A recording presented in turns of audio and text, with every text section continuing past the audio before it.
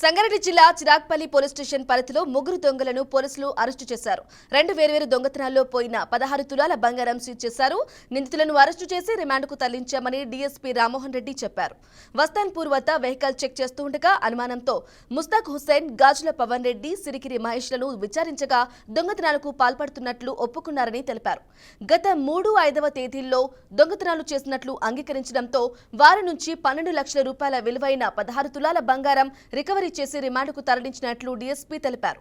నిందితుల వద్ద నుంచి 12 లక్షల రూపాయల విలువైన గోల్డ్ను స్వాధీనం చేసుకున్నారు. పోలీసులు పెట్రోలింగ్ చేసినప్పటికీ ఇంటి యజమానులు జాగ్రత్తలు తీసుకోవాలని సూచించారు.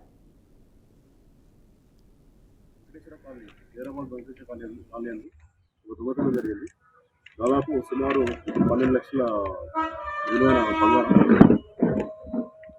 సుమారు 16 అదేవిధంగా అంతకుముందు 3వ తారీఖు చిరాగ్పల్లి లిమిట్స్లో గుడిగారిపల్లి విలేజ్లో ఒక దొంగతనం జరిగింది.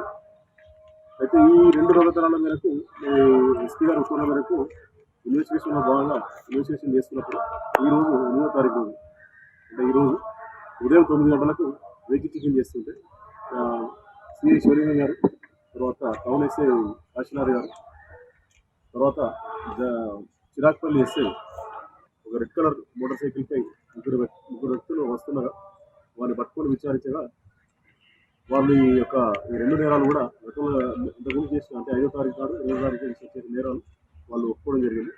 అందులో ఒకరి పేరు ముస్తాక్ హుస్సేన్, ఒక వ్యక్తి పేరు, అదేవిధంగా ఇంకో వ్యక్తి పేరు సిరిగిరి మహేష్, తండ్రి అంజనా, ఇంకొకటి పేరు గాజుల పవన్ రెడ్డి.